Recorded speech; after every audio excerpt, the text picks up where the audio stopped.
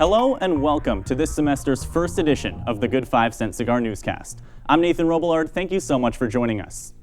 This week, we take a look at the annual Greek life rushing season at URI, bring you inside the URI Free Farmers Market on the Quad, hear from the Journalism Department's newest chair, and of course, Zach Petrick will have all things Rhody athletics covered in this week's Rhody Sports Corner.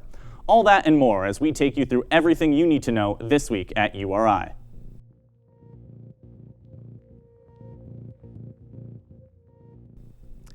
With the fall semester officially underway, that means rushing season is in full swing for the university's fraternities and sororities. The Cigar Zone Calypso Delaveau spoke with Audrey Haskins, the Penn Hellenic Council's Public Relations Chair, to learn more about what goes on during the rushing process. Since today is round one of recruitment, what does the day look like? Today is round one of recruitment, and that is when all of the women are going to go to every single chapter. So it's a very long day. It consists of around 17 rounds, and you'll have a couple breaks, but for the most part, it's very go, go, go. So they're going to line up outside of the house, and each chapter has a chant that they will do for a minute, and then the girls will go in. They'll talk about their major, why they joined Greek life, and any other things just to get to know each chapter and each potential new member.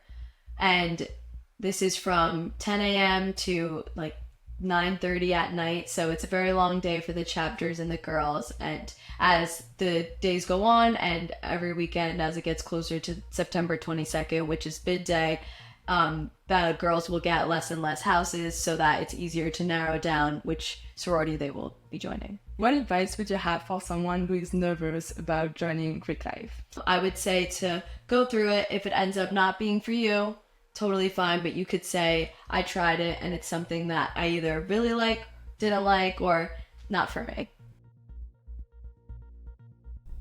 Thanks, Calypso. Next up, Morgan Judd took to the Quad this week to bring us inside the first weekly free farmers market of the semester.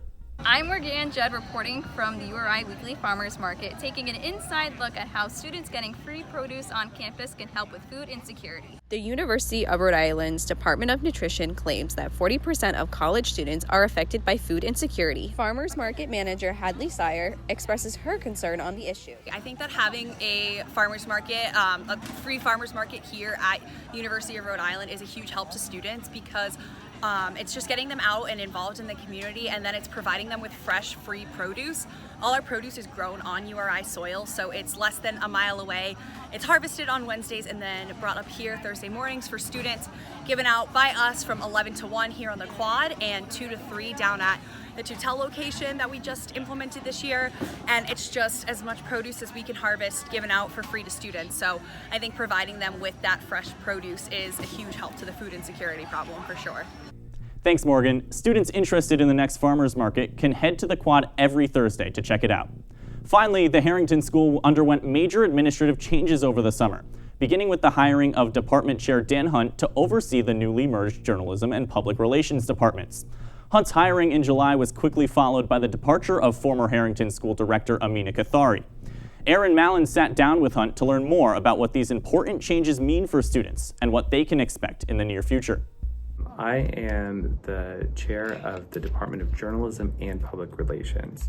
Public Relations fell under Communication Studies. Communication Studies is a really big program, and so it has actually created a few majors, and now Communication Studies has become so large that Public Relations has broke off into its own departments. It needs leadership. So Comm Studies does so many wonderful things, but it's so big that PR has been growing, and so that growth has led to it moving and pairing up with journalism. I was a communication studies major when I graduated from URI. I ended up pursuing a master's degree in journalism from Boston University, and then I decided that I wanted to be a photojournalist, and I actually wanted to, document the news through the visual medium.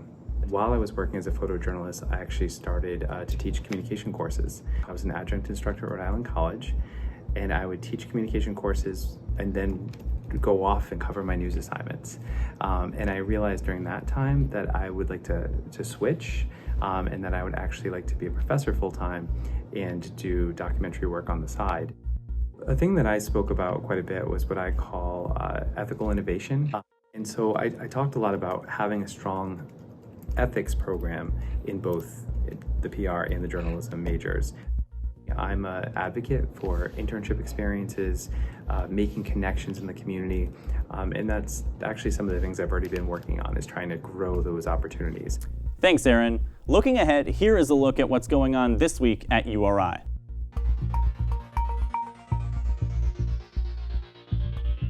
On Friday from 3:30 to 5 p.m., URI's weekly Forensic Science Seminar series will kick off its 26th year in the Beaupre Center. This week's lecture will tackle crimes against animals with Virginia Maxwell, a professor at the University of New Haven. The lecture is free to attend for all students. On Monday from 9 a.m. to 2 p.m., Health Services will host the first of 9 flu clinics this semester in Atrium 1 of the Memorial Union. Take this opportunity to get ahead of the flu season and stay healthy this semester.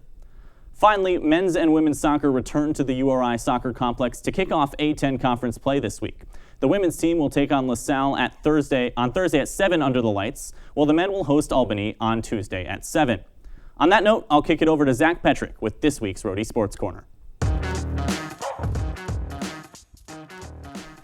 Thanks, Nathan. Hello and welcome to the Rhody Sports Corner. I'm Zachary Petrick. Following their 48-0 loss against Minnesota, football returned home to face off against Campbell. Michael Petrasky has the story. After their 48-0 loss against the University of Minnesota last Saturday, the Rams looked to regroup and fire on all cylinders in their first conference matchup of the season against the Campbell University Camels. On Campbell's second drive of the game, a handoff miscue led to this A.J. Pena fumble recovery to put the Rams in great field position. A.J. had this to say about the Rams' return to the field following last week's loss. I mean, you want to talk about itch, I'm fucking crawling out my bed trying to do that, you know what I'm saying? Devin Farrell threw this 9-yard touchdown to Greg Gaines III following the fumble recovery. Campbell, trying to take a 10-7 lead going into halftime, was stonewalled by Rhody's defense. Here's what head coach Jim Fleming said about the sequence. We outplayed them, particularly on the defensive side. The defense was heroic, fourth down stop. In the Rams' first drive of the second half, Devin Farrell showed Campbell why he's a dual-threat quarterback, as he saw an open lane, juked out the defense, and crossed the goal line for a 27-yard rushing touchdown to put the Rams up 14-3. The Rams scored on their next drive as well, with Farrell hitting Marquise Buchanan on a crossing route for a 25-yard touchdown. Buchanan then struck a pose in front of the camera to celebrate, getting both his teammates and the fans fired up. It wasn't all perfect for Rhody, as Campbell's defense peanut punches the ball out of Gabe Sloat's hands, setting them up in great field position. Campbell then used the momentum from that fumble to bring the game within 2 scores, as Mike Chandler II threw this perfect ball to Sincere Brown, who mossed the defender and got his feet in for the touchdown. The Camels, trying to shorten URI's lead to only 9 points, tried an unconventional play for their 2-point conversion, which was stopped just short, keeping the lead at 11 points. Late in the fourth quarter, Pena got 2 sacks against Mike Chandler II, ending Campbell's chances of winning the game and completing the comeback. Pena's efforts did not go unnoticed, as he was recently voted the CAA Defensive Player of the Week on Monday. After winning 21-9 and picking up their first conference win of the season, the Rams now head to Brookville, New York, where they take on the Long Island University Sharks. Outside of Meade Stadium, I'm Michael Petrasky. Thanks, Mike. Volleyball hosted the Art Carmichael Invitational over the weekend, facing off against Stony Brook. Let's take a look at Friday's highlights. Stony Brook take an early lead on the kill from Liani Coons. The Rams attempting to battle back here with a block on the far side.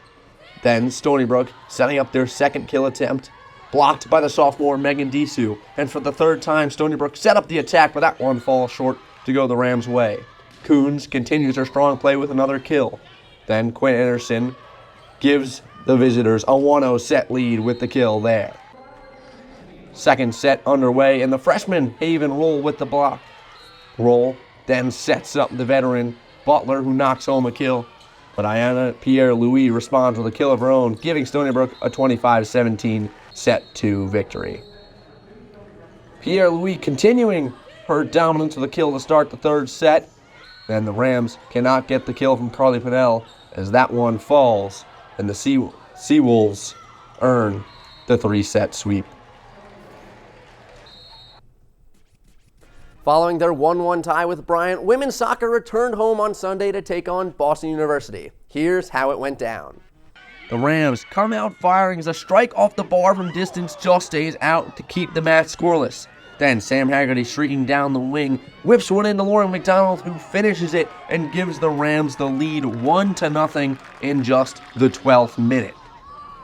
The same duo strike again as McDonald squeaks home the pass from Haggerty, and this one gives the Rams a 2-0 lead just 4 minutes after the opening goal. 6 minutes later, a foul inside the box gives BU their first opportunity, and Juliana Giannino steps up, making no mistake, buries it from the spot. Courtney Poon finds the ball in the box 10 minutes later after BU cut the lead to 1, and she winds up giving the Rams a 3-1 lead. BU's Magri Porta would end up with another goal for the Terriers, but it would not be enough as the Rams hold on for a 3-2 win. Now let's take a look at some of our other scores around campus. Men's soccer drew 1-1 with Central Connecticut State on Saturday. The volleyball team defeated Harvard and Northern Illinois 3-2 before their 3-set loss on Friday night to Stony Brook.